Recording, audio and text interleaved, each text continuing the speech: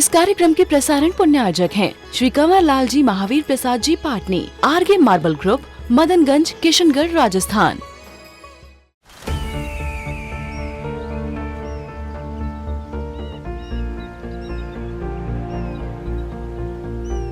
जो बनकर मेरा हमसफर आएगा, सिर्फ उसी को फर्क नजर आएगा। शुरू करो, डालो बुनियाद, घर महल नजर आएगा।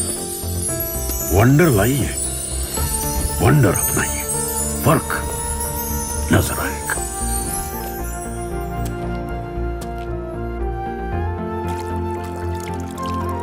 पानी भर लो अंजलि में, चांद उतर आएगा।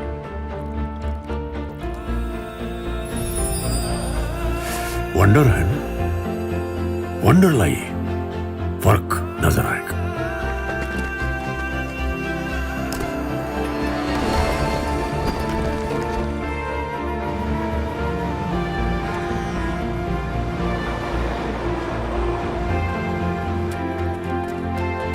पहला घर तो खड़ा करो, शहर नजर आएगा।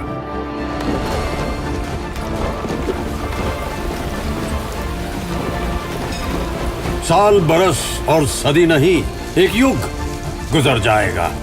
उम्र न पूछो वंडर की, जब फर्क नजर आएगा। वंडर सीमेंट, फर्क नजर आएगा। हमारे हाथ में क्या है, हम उसे देखना सीखें। जो हमारे हाथ में ही नहीं है, हम सारी एनर्जी उसमें वेस्ट कर रहे हैं। हर व्यक्ति अपनी एनर्जी को कहाँ यूटिलाइज करता है, उससे मैं ऐसे बदलूंगा, ऐसे ठीक करूंगा, बॉस को ऐसे प्रकार से करूंगा। नहीं, वहां यूटिलाइज नहीं करते जहां उसका समाधान मिलना है। तो सॉल्यूशन एक्सेप्टेंस से ही प्रारंभ होता है, उसके बिना कहीं पर भी नहीं होता है, कभी भी नहीं होगा। पूरा जीवन बीत जाएगा, हर व्यक्ति रिजेक्ट की करते रहता है, नहीं करता। हमें अपने देखने का नजरिया बदलना पड़ेगा, बिना उसके कुछ भी नहीं होगा। हम क्यों ही एक ही चश्मे से सबको देखना शुरू करते हैं और हमेशा वही चश्मा लगाना चाहते हैं। हर व्यक्ति वही चश्मा लगा करके दिखना चाहता है और हर परिस्थिति में, और उस व्यक्ति को खासकर बदलना ही नहीं चाहता। कैसा हो रहा है बताइए। अपने क्रोध को शांत करना चाहते हैं, फॉरगिवनेस में कन्वर्ट करना चाहते हैं, करो एक्सेप्ट। वहीं से आपका टॉलरेंस लेवल जो है बढ़ता चला जाएगा। दूसरों को देख करके ईर्ष्या करना बंद कर दो, उससे मोटिवेशन लेना प्रारंभ कर दो, इंस्पिरेशन लेना प्रारंभ कर दो, वहीं से जिंदगी बदल जाएगी। वही हमारे भय का कारण, शोक का कारण, चिंता का कारण, वो वियोग की घड़ी, इष्ट का जो वियोग हो गया, हमारा प्रिय था वो चला गया है,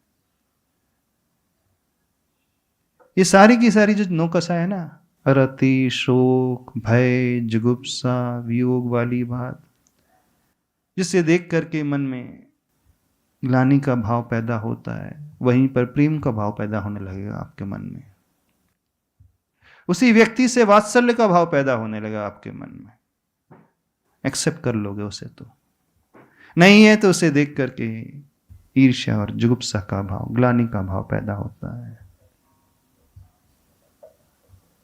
ऐसा ही नहीं होता है, कैसा होता है? इन 10 दिनों में आपने क्या समझा, क्या सीखा? चलो आपसे पूछ रहे हैं। बड़ी बड़ी बातें, प्रवचन की बातें, चाहे वो क्रोध को जीतना हो, चाहे उस अभिमान को जीतना हो, चाहे भय से उस निर्भय की स्थिति में आना हो, चाहे उस दीनता हीनता के भाव को छोड़ करके आत्मसम्मान के भाव में आना हो, उस इंफीरियरिटी से ऊपर उठना हो। तो इंफीरियरिटी में भी तभी आता है व्यक्ति, या तो वह अपने को एक्सेप्ट नहीं करता अथवा सामने वाले को एक्सेप्ट नहीं कर पा रहा है। अब आपका कलीग है, आपका बैचमेंट है, आपसे बहुत आगे बढ़ गया है, क्यों नहीं एक्सेप्ट करते उसका टैलेंट ज्यादा है? क्यों नहीं एक्सेप्ट करते उसका लक फेवर कर रहा है? क्यों नहीं एक्सेप्ट करते? आप उससे देख करके वो अनफेयर डील करता है, अनफेयर प्रैक्टिस करता है,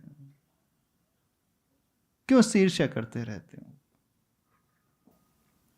करो ना, स्वीकार करो। जब भी ईर्ष्या का भाव पैदा हो तो आप तो सामने वाले को एक्सेप्ट नहीं कर पा रहे हो, उसके टैलेंट को एक्सेप्ट नहीं कर पा रहे, उसकी क्वालिटीज को एक्सेप्ट नहीं कर पा रहे, तो आप परेशान हैं, जेलेसी से परेशान हैं। अथवा जब अपनी ओर देखते हैं कि आपकी कैपेबिलिटी क्या है, आप अपनी कैपेबिलिटी को एक्सेप्ट नहीं कर पाए, भाई मेरी कैपेबिलिटी ही इतनी है।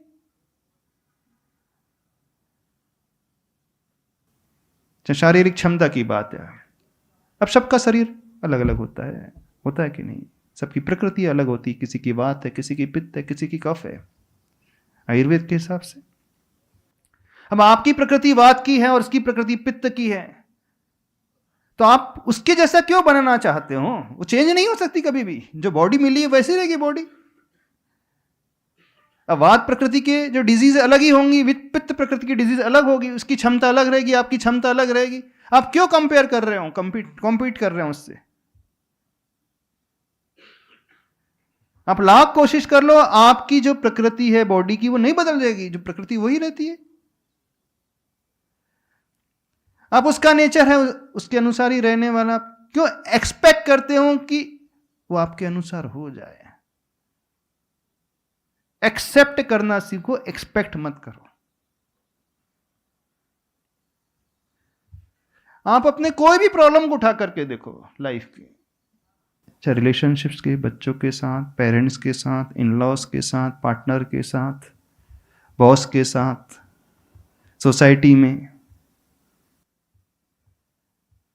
चाहे आप अपने ऊपर कंट्रोल नहीं रख पा रहे हो, गुस्सा बहुत आ रहा है, अभिमान की बहुत भावना पैदा हो रही है, दीनता का भाव पैदा हो रहा है, डर का भाव पैदा हो रहा है, चिंता का भाव पैदा हो रहा है, आपका स्ट्रेस लेवल बहुत बढ़ रहा है। स्ट्रेस में भी मेन रीजन वही होता है। एक घटना बताते हैं।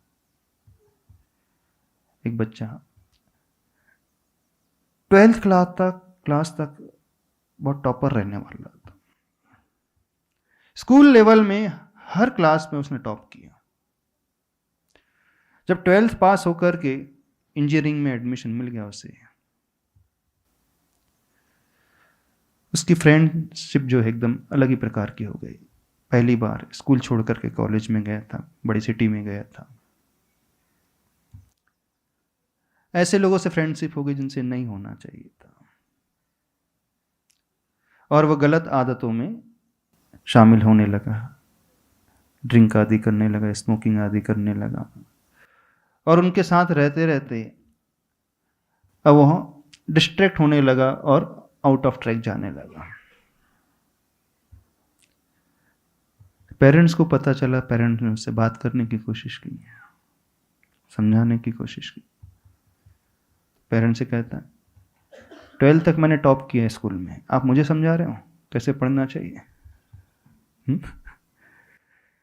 क्या करना चाहिए, कैसे रहना चाहिए, आप मुझे समझा रहे हो?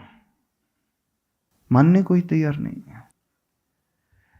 जब इस प्रकार का उसका एटीट्यूड होने लगा, हाफ ईयरली एग्जाम हुई, कुछ सब्जेक्ट्स में वो फेल हो गया। फेल हो गया, सोसाइटी के लोग, समाज के लोग शॉक्ड रह गए। अरे जो स्टूडेंट अभी तक स्कूल में टॉप करते आया है, हाफ ईयर और एनुअल एग्जाम में भी इसके कुछ सब्जेक्ट्स रह गए हैं। लोगों ने इससे पूछना शुरू कर दिया, और अंदर ही अंदर धीरे धीरे उसके मन में न जाने कौन सा विचार आने लगा, ऐसा कैसे हो गया? जो अभी तक बहुत अच्छा स्टूडेंट रहता था, अब वो टेंशन उससे पैदा होने लगा। उसे लगने लगा कि मेरी लाइफ में तो कुछ बचा ही नहीं,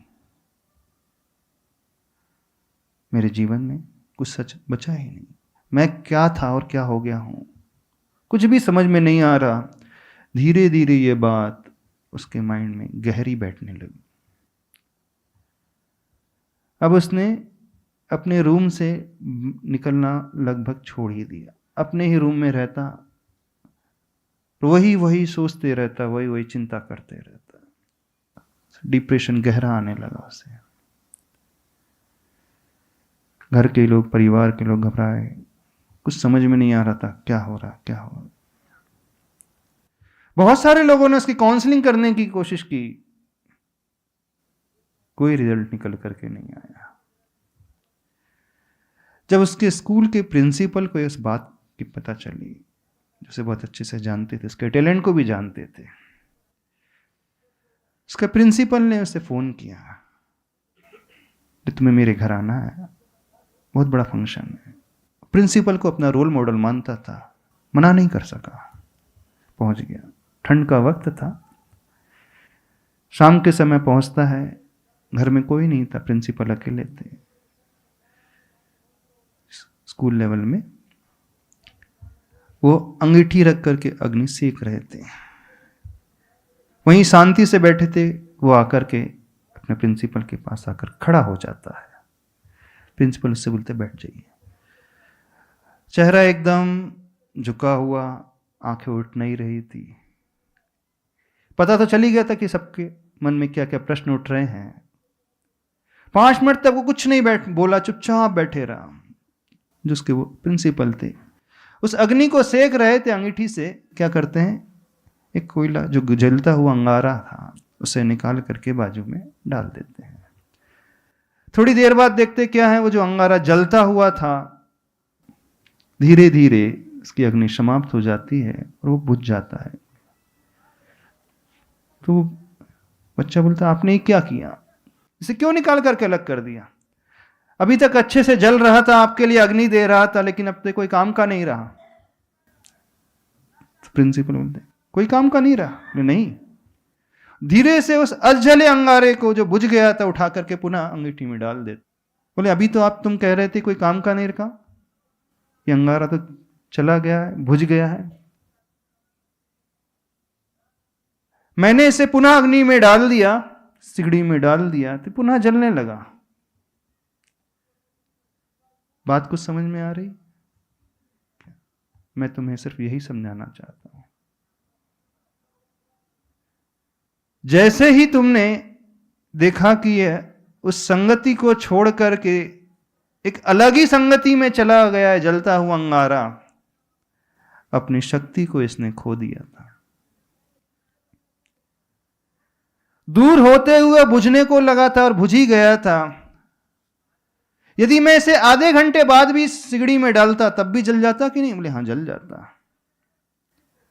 बस तुम्हारे साथ भी यही हुआ है, तुमने आज तक सोचा ही नहीं। तुमने उस अपने अच्छी संगति को छोड़ करके गलत संगति को अपना ली और बुझ गए हो, और तुम अपने आप को यह मानने लगे हो कि मैं लाइफ में अब कुछ ही नहीं कर सकता, कुछ नहीं बचा मेरे। घबरा क्यों रहे हो? पुनः उस अंगीठी में आ जाओगे, वैसे ही प्रज्वलित हो जाओगे, वैसे ही प्रकाश फैलने लगेगा। जो बुझा बुझा हुआ था वह एकदम ज्वाज्वल्य हो जाएगा। वही स्फूर्ति, वही एनर्जी, वही शक्ति जो पहले तुम्हारे भीतर थी। तुम कहां थे पहले? देखो, हर क्लास में तुम टॉप करने वाले थे, लेकिन 1 साल में तुम कहां से कहां पहुंच गए? बस इसलिए कि तुमने अपनी उस फ्रेंड सर्कल को छोड़ करके दूसरी जगह ही जंप लगा दी। घबरा क्यों रहे हो? कुछ नहीं बिगड़ा। अभी भी उसके छोड़ करके यहां आ जाओगे तो बिल्कुल वैसे हो जाओगे जैसे पहले थे। तुरंत वो रियलाइज करता है, बात तो सही है। जैसे ही हमें रियलाइज होने लगता है, वहीं से हमें समाधान मिलना प्रारंभ हो जाता है। और यदि हम ये सोचते रहे कि अब हमारे पास कुछ नहीं बचा है, हमारी परिस्थिति ऐसी है, सामने वाला ही ऐसा है, वो हमें सपोर्ट नहीं करता, उसका नेचर ही ऐसा है, कितना भी समझाए वो बदल नहीं रहा है, शांति से बैठकर हम एनालाइज करें, एक्सेप्ट करें। एक्सेप्ट नहीं करेंगे तो लाइफ में कुछ नहीं कर पाएंगे। अपना बचा हुआ जीवन भी ऐसा ही चला जाएगा और सबका जीवन शायद ऐसा ही जा रहा है। 99% लोग लाइफ में नॉन एक्सेप्टेंस मोड में ही रहते। देखना, हम ये कह रहे हैं चिंता है, इसका अर्थ ही है कि हम नॉन एक्सेप्टेंस मोड में हैं, हम डिनाई कर रहे हैं सिचुएशन को। कोई भी बड़ा से बड़ा भी प्रॉब्लम क्यों ना हो, स्वीकारना सीखें हम।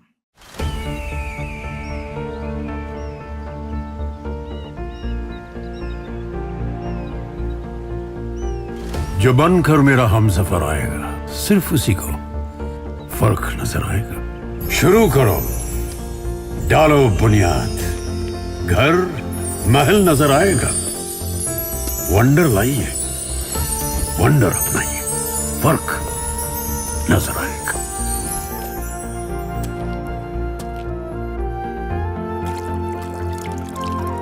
पानी भर लो अंजलि में, चांद उतर आएगा।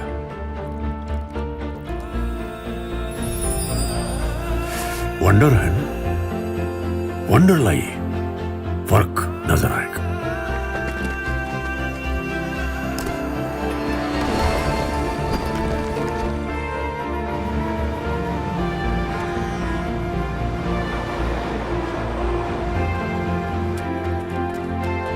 पहला घर तो खड़ा करो, शहर नजर आएगा।